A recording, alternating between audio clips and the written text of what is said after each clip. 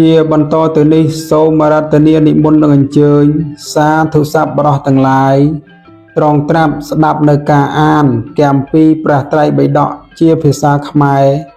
ដោយសេចក្តីជ្រះថ្លារីករាយដូចតទៅ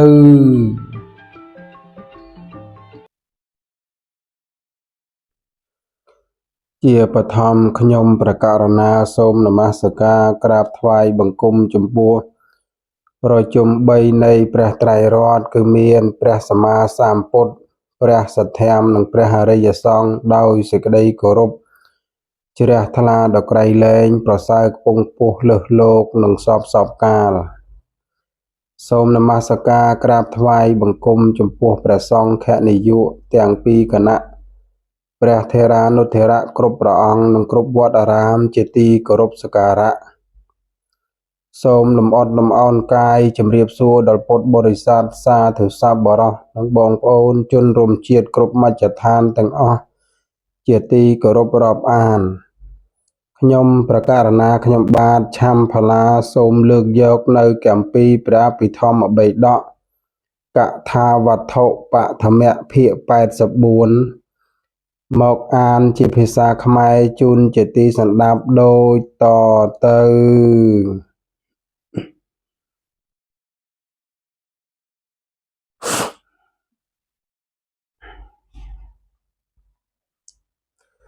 ទំព័រទី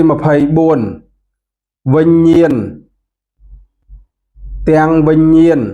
គេដឹងបានដោយអត្តដ៏ពិតនិងអត្តដ៏ដំ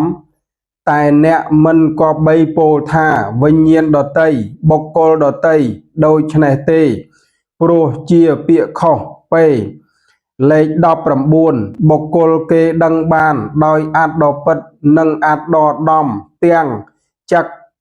ខាយតនៈគេដឹងបានដោយអត្តដ៏ពិតនិងអត្តដ៏ដំឬពេទាំងសោតាយតនៈគេដឹងបានពេទាំងឃានាយតនៈគេដឹងបានពេទាំងជីវហាយតនៈគេដឹងបានពេទាំងកាយាយតនៈគេដឹងបានពេទាំងរូបាយតនៈគេដឹងបានពេទាំងសត្ទាយតនៈគេដឹងបានពេទាំងគន្ធាយតនៈគេដឹងបានពេទាំងរក្សាយតនៈគេដឹងបានពេទាំងផោតធពាយតនៈគេដឹងបានពេទាំងមនាយតនៈគេដឹងបានពេទាំងធម្មាយតនៈគេដឹងបានដោយអត្តដ៏ពិតនិងអត្តដ៏ដំឬពេលេខ20ចក្ខុធាតុគេដឹងបានដោយអត្តដ៏ពិតនិងអត្តដ៏ដំឬពេទាំងសោតធាតុគេដឹងបានពេទាំងឃានធាតុគេដឹងបានពេទាំងជីវហាធាតុគេដឹងបានពេទាំងកាយធាតុគេដឹងបានពេទាំងរូបធាតុគេដឹងបានពេទាំងសត្វធាតុគេដឹងបានពេទាំងគន្ធធាតុគេដឹងបានពេទាំងរសធាតុគេដឹងបានពេទាំងផោតធពធាតុគេដឹងបានពេទាំងចក្ខុវិញ្ញាណធាតុគេដឹងបានពេទាំងសោតវិញ្ញាណធាតុគេដឹងបានពេទាំងឃានវិញ្ញាណធាតុគេដឹងបានពេទាំងជីវហាវិញ្ញាណធាតុគេដឹងបានពេទាំងកាយវិញ្ញាណធាតុគេដឹងបានពេទាំងមនោធាតុគេដឹងបានពេទាំងមនោវិញ្ញាណធាតុគេដឹងបានពេទាំងធម្មធាតុគេដឹងបានដោយអត្តដ៏ពិតនិងអត្តដ៏ឧត្តមឬពេលេខ21ចក្ខន្ទ្រីគេដឹងបានដោយអត្តដ៏ពិតនិងអត្តដ៏ឧត្តមឬពេទាំងសោតន្ទ្រីគេដឹងបានពេទាំងឃានិន្ទ្រីគេដឹងបានពេទាំងជីវហន្ទ្រីគេដឹងបានពេទាំងកាយិន្ទ្រីគេដឹងបានពេទាំងមនិន្ទ្រីគេដឹងបានពេទាំងជីវិតន្ទ្រីគេដឹងបានពេទាំងអដ្ឋន្ទ្រីគេដឹងបានពេទាំងពុរិសន្ទ្រីគេដឹងបានពេទាំងសុខន្ទ្រីគេដឹងបានពេទាំងទុក្ខន្ទ្រីគេដឹងបានពេទាំងសោមនស្សន្ទ្រីគេដឹងបានពេទាំងទោមនស្សន្ទ្រីគេដឹងបានពេទាំង ឧបេខន្ត្រីគេដឹងបានពេទាំងសត្វហន្ត្រីគេដឹងបានពេទាំងវិរិយន្ត្រីគេដឹងបានពេទាំងសតន្ត្រីគេដឹងបានពេទាំងសមាធិន្ត្រីគេដឹងបានពេទាំងបញ្ញន្ត្រីគេដឹងបានពេទាំងអនញ្ញតញ្ញសាមីតន្ត្រីគេដឹងបានពេទាំងអញ្ញន្ត្រីគេដឹងបានពេទាំងអញ្ញាតាវិន្ត្រីគេដឹងបានដោយអត្តដ៏ពិតនិងអត្តដ៏ដំឬអើអញ្ញាតាវិន្ត្រីដតីបុគ្គលដតីឬអ្នកមិនគួរពោលយ៉ាងនេះទេអ្នកចូលដឹងនៅកំហុសចោះប្រសិនបើបុគ្គលគេដឹងបានដោយអត្តដ៏ពិតនិងអត្តដ៏ដំ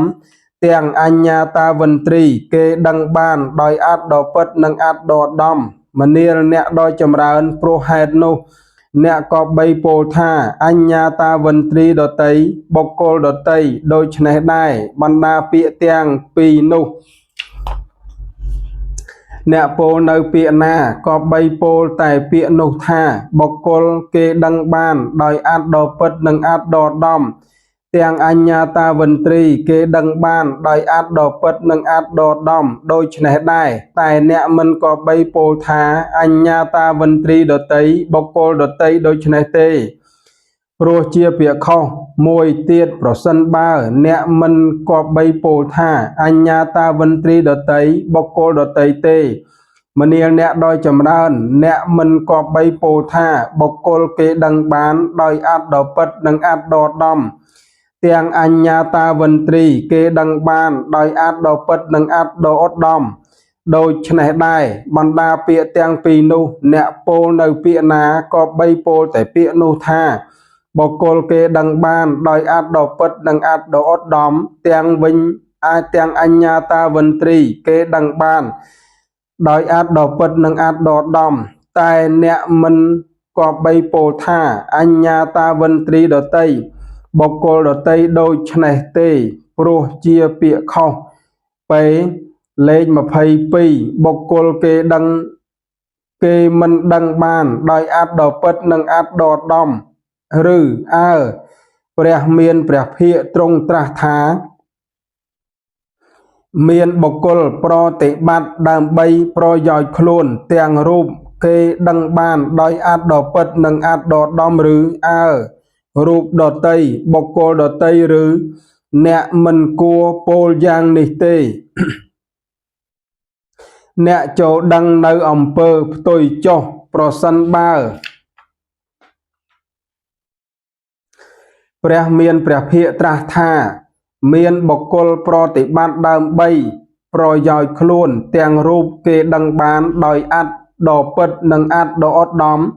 មនាលអ្នកដ៏ចម្រើនព្រោះហេតុនោះអ្នកក៏បីពោលថារូបដតីបុគ្គលដតីដូច្នេះដែរបណ្ដាពាក្យទាំងពីរនោះអ្នកពោលនៅពាក្យណាក៏បីពោលតែពាក្យនោះថាព្រះមានព្រះភិក្ខទ្រង់ត្រាស់ថាមានបុគ្គលប្រតិបត្តិដើម្បីជាប្រយោជន៍ខ្លួនទាំងរូបគេដឹងបានដោយអត្តដ៏ពិតនិងអត្តដ៏ឧត្តមតែអ្នកមិនក៏បីពោលថារូបដតីបុគ្គលដតីដូច្នេះទេព្រោះជាពាក្យខុសមួយទៀតប្រសិនបើអ្នកមិនក៏បីពោលថារូបដតីបុគ្គលដតីដូច្នេះទេមនាលអ្នកដោយចម្រើនអ្នកមិនក៏បីពោលថាព្រះមានព្រះភិក្ខត្រាស់ថាមានបុគ្គលប្រតិបត្តិដើម្បីប្រយោជន៍ខ្លួនទាំងរូបគេដឹងបានដោយអត្តដ៏ពិតនិងអត្តដ៏ឧត្តមដូច្នេះដែរបណ្ដាពាក្យទាំងពីរនោះអ្នកពោលនៅពាក្យណាក៏បីពោលតែពាក្យនោះថាព្រះមានព្រះភិក្ខត្រាស់ថាមានបុគ្គលប្រតិបត្តិដើម្បីប្រយោជន៍ខ្លួនទាំងរូបគេដឹងបានដោយអត្តដ៏ពិតនិងអត្តដ៏ឧត្តមតែអ្នកមិនក៏បីពោលថារូបដតីបុគ្គលដតីដូច្នេះទេព្រោះជាពាក្យខុសពេបុគ្គលគេដឹងបានដោយអត្តដ៏ពិតនិងអត្តដ៏ដំឬអើព្រះមានព្រះភិក្ខត្រាស់ថាមានបុគ្គលប្រតិបត្តិដើម្បីប្រយោជន៍ខ្លួនទាំងវេទនាគេដឹងបានពេទាំងសញ្ញាគេដឹងបានពេទាំងសង្ខារទាំងឡាយ គេដឹងបានពេទាំងវិញ្ញាណគេដឹងបានដោយអត្តដ៏ពិតនិងអត្តដ៏ឧត្តមឬអើវិញ្ញាណដតីបុគ្គលដតីឬអ្នកមិនគួរពោលយ៉ាងនេះទេអ្នកចូលដឹងនៅអំពើផ្ទុយចុះប្រសិនបើព្រះមានព្រះភិក្ខត្រាស់ថាមានបុគ្គលប្រតិបត្តិដើម្បីប្រយោជន៍ខ្លួនទាំងវិញ្ញាណគេដឹងបានដោយអត្តដោយពិតគេដឹងបានដោយអត្តដ៏ពិតនិងអត្តដ៏ឧត្តមមនាលអ្នកដោយចម្រើនព្រោះហេតុនោះអ្នកក៏បីពោលថាវិញ្ញាណដតីបុគ្គលដតីដូច្នេះដែរបណ្ដាពាក្យទាំងពីរនោះអ្នកពោលនៅពាក្យណាក៏បីពោលតែពាក្យនោះថាព្រះមានព្រះភិក្ខត្រាស់ថាមានបុគ្គលប្រតិបត្តិដើម្បីប្រយោជន៍ខ្លួនទាំងវិញ្ញាណគេដឹងបានដោយអត្តដ៏ពិតនិងអត្តដ៏ឧត្តមតែអ្នកមិនក៏បីពោលថាវិញ្ញាណដតីបុគ្គលដតីដូច្នេះទេព្រោះជាពាក្យខុសមួយទៀតប្រសិនបើអ្នកមិនក៏បីពោលថាវិញ្ញាណដតីបុគ្គលដតីដូច្នេះទេមនាលអ្នកដោយចម្រើនអ្នកមិនក៏បីពោលថាព្រះមានព្រះភិក្ខត្រាស់ថាមានបុគ្គលប្រតិបត្តិដើម្បីប្រយោជន៍ខ្លួនទាំងវិញ្ញាណគេដឹងបានដោយអត្តដ៏ពិតនិងអត្តដ៏ឧត្តមដូច្នេះដែរបណ្ដាពាក្យទាំងពីរនោះអ្នកពោលនៅពាក្យណាក៏បីពោលតែពាក្យនោះថាព្រះមានព្រះភិក្ខត្រាស់ថាមានបុគ្គលប្រតិបត្តិដើម្បីប្រយោជន៍ខ្លួន